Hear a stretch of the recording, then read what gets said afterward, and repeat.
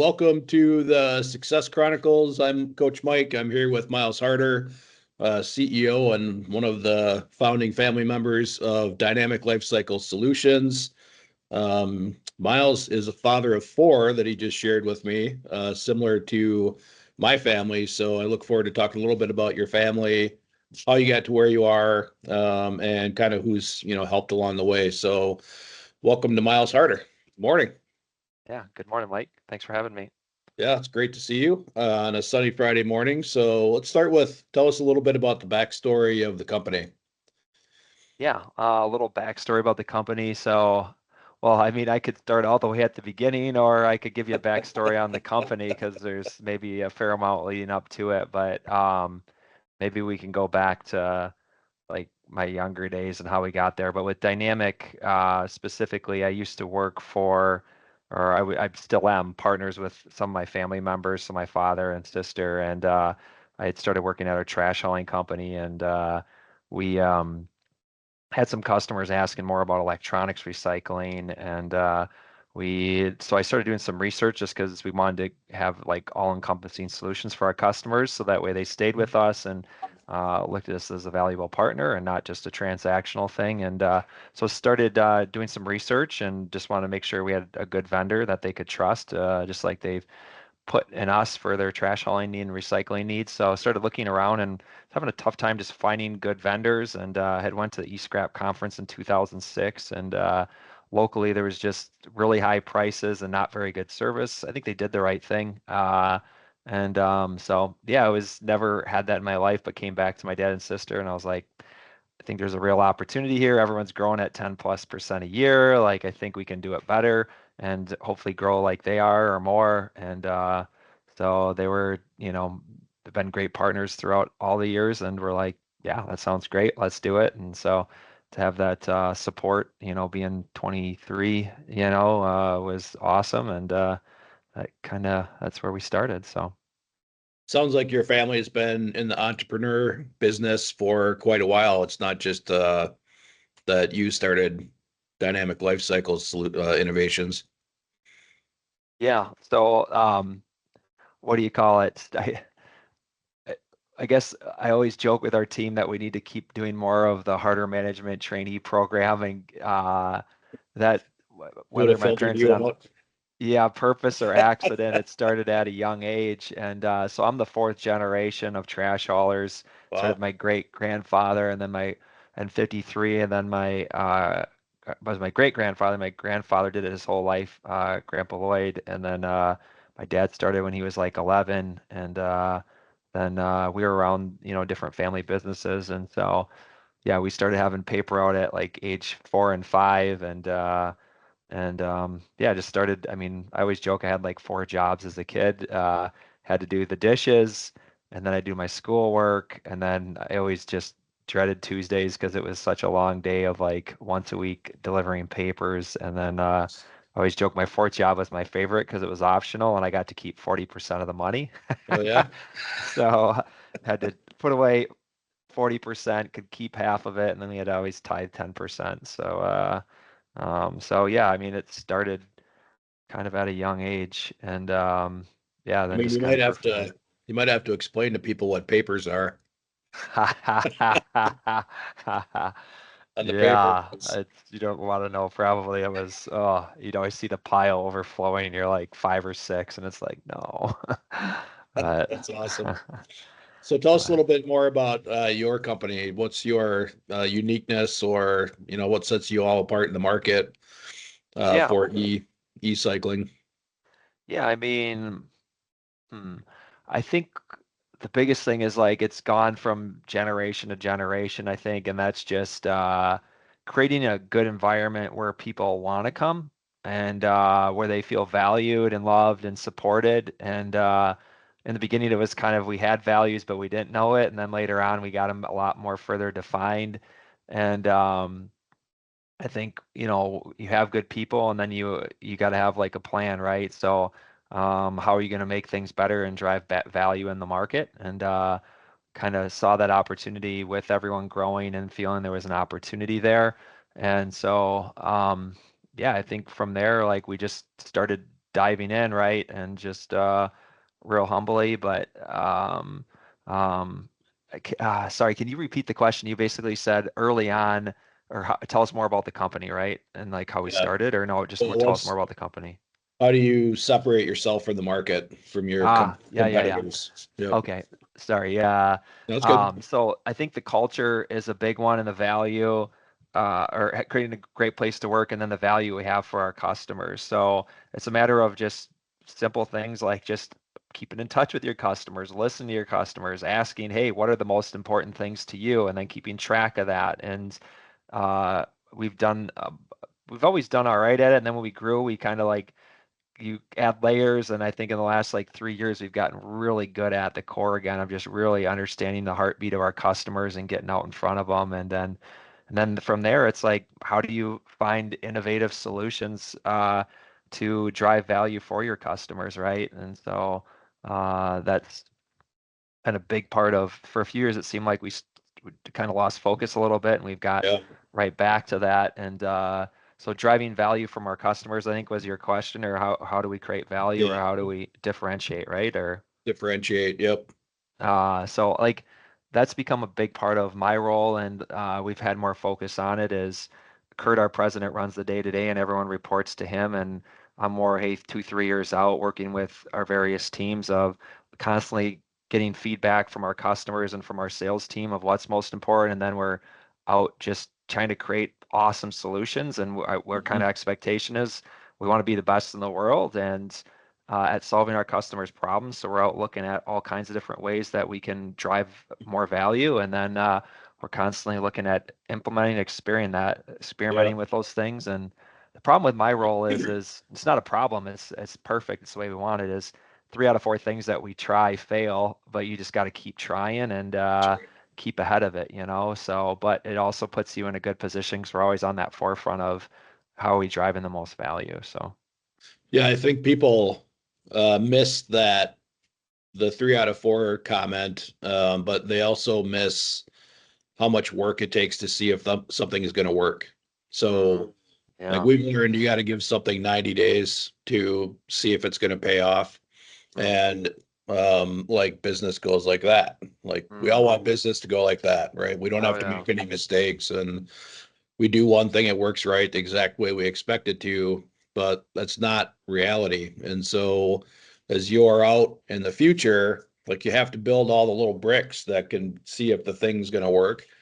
But we're humans and we're not that patient. So when you get to day, even day 30 on a 90-day plan, people get, um, you know, frantic. Like this isn't working. This isn't working. Mm-hmm. Even though if I say, hey, Miles, it takes 90 days to do anything, most people are like, yeah, I get it.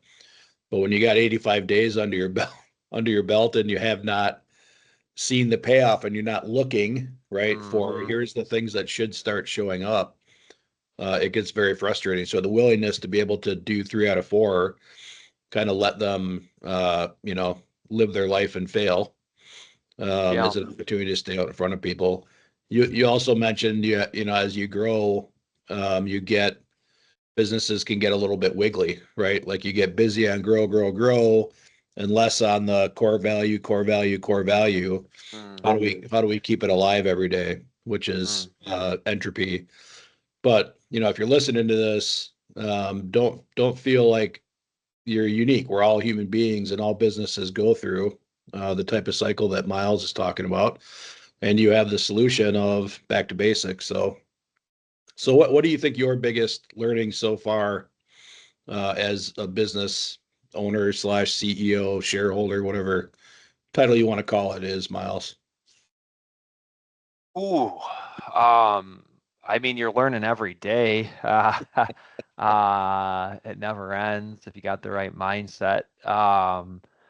Biggest learnings, maybe, yeah, man, for us, it's like, I guess the big things are trying to find your values, live your values, so you have a solid culture, understand your customers, and be relentless in that pursuit and try and drive more value than anyone else, and to have a plan to differentiate. And then you got to be able to execute that and keep moving forward, right? And and where are your standards at? I mean, and Right. are they high enough? So, but I mean, beyond that, like, and for us, it was like, you get successful and, from a worldly perspective, but what is success? And for us, like on the business side, it was getting back to the basics. Like, what are some of those things in the beginning that really made us great and getting back to that? But then there's, hey, the world has changed, so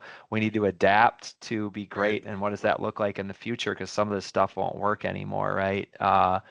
Like personally, it's evolved of what's my biggest learning is in the beginning it was holy crap, there's an opportunity and we could maybe do pretty well at this and make a bunch of money. And like over time it's came from make money to I think which always been part of our core and the culture, but is like more of like letting our light shine.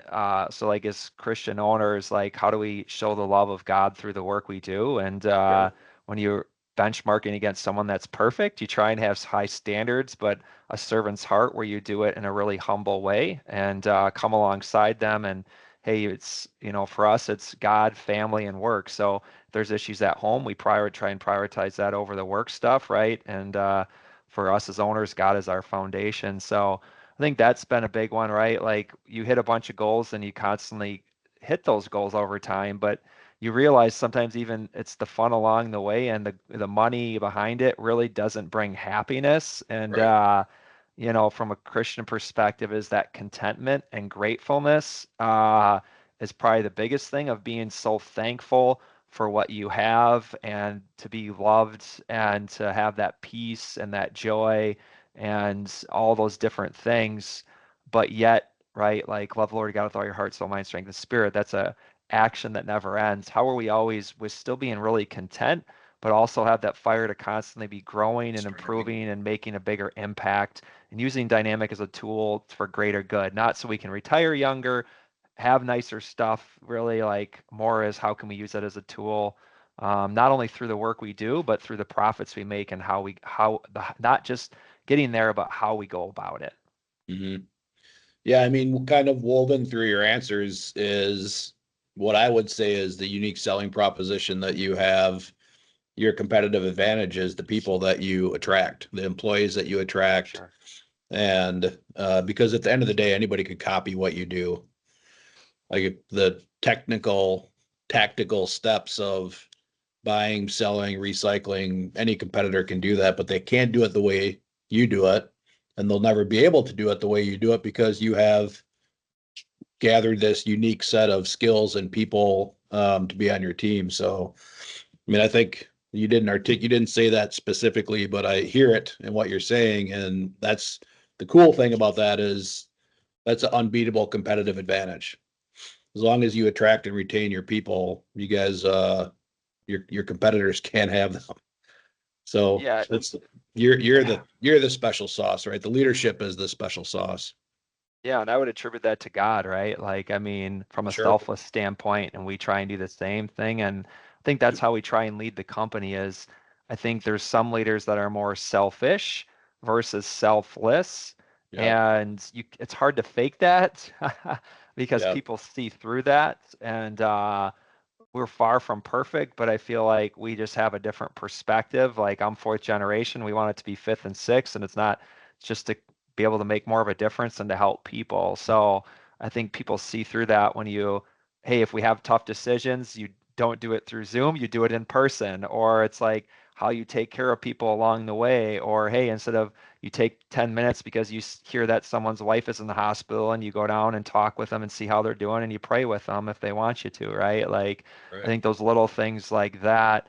And it's not even like you started doing it not as a competitive advantage just because you feel like it was the right thing to do. And then you realize, oh, yeah, when you actually give a crap about people and understand they're not a That's number, they're a person, wow, they really value that. And then they're all rowing the boat in the same direction a lot better than if you just, want something personally or you want them to be puppets so that way you can get somewhere. yeah. Yes, for some reason, people like you can humbly acknowledge that you're still the reason, right? Your belief set drives the business, and that's what attracts people for all of us, our belief sets, but it seems hard for entrepreneurs to say that, right? Like to acknowledge, but there's no technology, especially with science today and AI and you, the people that work for you and the leadership style that you set, for you. And if y'all are listening to this, that is going to be the thing that is building the motor around your business because people can't steal your people unless you start not treating them good. Then they'll leave anyway. So, Yeah. how about the biggest challenge and somebody Uh, to push you through that? Biggest challenges. I mean, from a business, personal, I mean, obviously our family, like not obviously no one with that, but we've been through like some medical things personally, and that's always challenging with the people closest to you. Like, I feel like a challenge was in the beginning, I was more, oh, it'd be cool to be $1 billion company and pushing towards that instead of what's God's plan and hey, are we going this because it's a self-centered way or are we doing it for the right reasons? So that was kind of like a breakthrough for me over time, even though you kind of think it, like doing it sometimes is different. Uh, and so you said biggest challenges to overcome. See, like I have the worst memory in the world here, but um, yeah, I think I'm trying to think here. Also with like the last 4 years, well, I shouldn't say it, up until maybe a year and a half ago, the previous 4 years, like when I was with my family's trash hauling company and was partners there and Dynamic, like we grew at 30+% for time I was 18 until I was 35, right? And it was 34. And then all of a sudden we just quit growing. I mean, part of it is our industry is shrinking 10, 15%, or some parts of it are. So you got to overcome that right off the bat. But like more than that, that's just an excuse. But I think more of it is getting back to our core of kind of who we are and who ultimately owns the company and what good are we going to do with that and how are we going to innovate and create and now in the last like year and a half we've started to take off again and because we've got back to the basics and the core and we've really as a group came together and defined that and I was running the company and realized right I'm not so good at running the company Yeah. anymore like there becomes a point where things outgrow us and our president's better at it and it takes That's humility to super say that. smart. That's Uh, super smart. It's very, and I mean, to do the insight. But you're also doing something that most CEOs aren't doing, which is really considering what's happening over the next 2 to 3 years and giving yourself the time to deal with the strategy and choose the strategies. So, yeah, there's a thing called the law of the lid in business. And if a business stops growing like that, the owner needs to learn something. yeah. Right? John Maxwell, Law of the Lid. That's right. And so So. that's super cool that you've broken through that. I think it was it's just a good reminder too of living within your strengths and not your weaknesses. And I Mhm. was in the business where I wasn't as strong, but the creativity and finding really cool solutions that might be really hard for people to ever come to. Some of those things come really easy to me. And Mhm. so I'm all over the world looking at what does the best look like. And there's managing the business and driving the business. And it's been a Right. great combination because our president, we've been together since the beginning. He's really good at driving the day to day. And I'm really good at finding creative solutions and then them saying which ones should cross the chasm into the business to keep driving a lot of innovation and value. And so when we got back to that, now things have been really good because that's really, I was maybe more getting in the way before, and now I'm helping accelerate it even faster. So and when we had like an aha maybe 2.5 years ago, we're like, and we're really, well, I mean, we're one year we're the fastest growing company by Inc. magazine in the state of Wisconsin, and it was like I wasn't doing the day to day. I was doing a lot of the creative stuff and driving value, and so it's been a winning combination. And now it's like, how do we scale that bigger than myself, right? And we're on our way to that, and we got more. If I'm not here, how do we keep growing, right? Sure. And we're heading there. So. So what is the next big thing for you and your business? The next 1 to 3 years, what's your number one growth and development opportunity or challenge? Yeah, I mean Jim Collins, which a lot of consultants or I'm like, yeah, hit or Good to miss, but great. he's a good one. Yeah, and Good to Great's one of them, right? But he talks about preserve the core and stimulate progress. And so I think for us, it's constantly that core. How do we keep getting better, right? Like I just visited one of our sites, and it's like, man, they've got such an engaged group, and I had the aha, really, they're just doing a better job and have higher standards living our values. And that's why they're doing so well, like very That's simply, but awesome. it's like, it's like there's one person that's struggling, and outside of work there's 3 4 people checking on them, hey, how you doing? It's like awesome, like that's a lot bigger than the Yeah. owners here, and just made me so proud that that team was doing that, right? And it's like, hey, we have a problem, like we nip it in the butt right away. It's like, Yeah. own it, relentlessly pursue excellence. Like they're nailing our values, they just have high standards and they put up with less. So it's like, so that preserve the core is like a huge thing. We've really I'm just so proud of our team. The last couple of years, they've done such an amazing job of just back to basics, the blocking and tackling, and just, all our engagement scores, our NPS, net promoter scores, like just the amount of new accounts, the innovation. I mean, we're started with one-page newsletters every week, and we had to go to second pages because there was so many good things going on in the groups. And so I think when you do the preserve the core, then it's stimulate progress, right? So how are we always, and how are we creating now? It's not just, hey, we're getting it going. Now how do we make it sustainable to every person in the company? That's a big goal this year, is how do we stimulate progress and engage everyone from the shoulders up, not just some from the shoulders down or Sure. incrementally here and there, but like, I think that's a big thing. I mean, I think there's a lot of opportunity on the leadership side. How do we create more of a culture where we're just naturally growing leaders, and how do we keep building on that? And then, so I mean, I think those are like some real big ones, but beyond that, like I could get more specific on different innovations we are doing, and Oh, there's those are all big. kinds of cool stuff, like I sent something on autonomous robotic forklifts yesterday. I'm like, man, take a look at it. Walmart's doing it now, maybe we can too, right? We're only 325 people, but like we're looking at vision systems and AI, and we're Yeah. looking at different, one system I'm working on, no one's even been able to do it successfully in the world. And it's like, it's a bigger bet, but we could still sustain it, right? So there's all Yeah. these like fun things, like it's the first in the world. And it's like, this could be huge if it pans out, right? So, I mean, there's all these different things.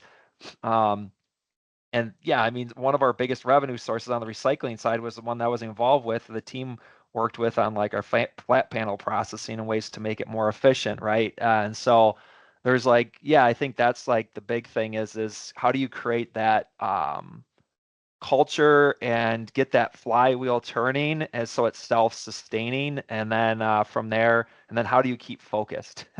Yeah. uh, Yeah. And all the way along the way, there's this thing called the natural law of entropy. And mm, the natural law of entropy says it's like if you drop uh, a drop of red food coloring in a bowl of water, mm, right? It doesn't stay as a drop. It instantly like moves as far as it can go.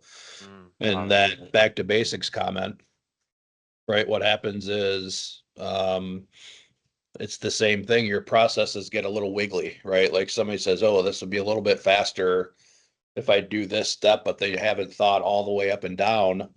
And that step can cause a problem earlier. And then you're in the back to the basics thing. So especially as you have huge innovations, like we need to put them in the context of the whole thing, the whole like value chain that you guys do. So that back to that's what it's there's nothing we can do about it. It's like gravity, right? Mm, Unless you're not affected by gravity, you will be affected by mm, the natural law of entropy. And it's cool because it keeps challenges in front of us and keeps you engaged in kind of beating back the little pieces that creep in. mm. Toyota when they started was the relentless pursuit of perfection was their tagline, and it sounds like you guys are on that path. It's looking for those little pieces where, one little step can cause a negative like churn in your flow. Yeah, ours, one of Well, our values is relentlessly pursue excellence. I've never heard of relentlessly pursue perfection, which I like that because we say, hey, we want to be the best in the world. But that's well, good. it's not, they don't use that tagline anymore. Mm, But I think that's because of like we get bored faster than the thing gets bored, right? It's hard to mm, say relentlessly pursue perfection for 27 years and have everybody still like, it's a skill to get your team fired up about, hey, look, we're a little bit closer to perfection. It's easier to say, let's chase something else, and then we can get everybody fired up about that. But remember, as you get perfect entropy, it's just like dropping that food coloring. There's nothing you can do about it. It's happening, and it's awesome because it always keeps you on your toes and looking for it. Yeah. That's what you So, want is the people that are happy about the grind. They get excited about the grind. How do I get into it and just keep getting better and like the boring stuff sometimes, but it's exciting to them, right? right. So you're a CEO who has a president in place. One last question. What advice would you give to those entrepreneurs who are still trying to do everything on their own, like be the CEO and the president and the HR person and the finance person and the blah, blah, blah? The- what advice would I give to a small entrepreneur trying to make it basically? Yep. Trying to get growing. See, this is success. It's a good, perfect proof you don't have to be brilliant to be successful. Well, successful is measured by lots of ways. I have terrible memory, always You're average doing grades, no great. I college mean, you're degree. doing great. You're But doing great. uh, but what You got, advice would I give to a small entrepreneur trying to make it is hmm, start small.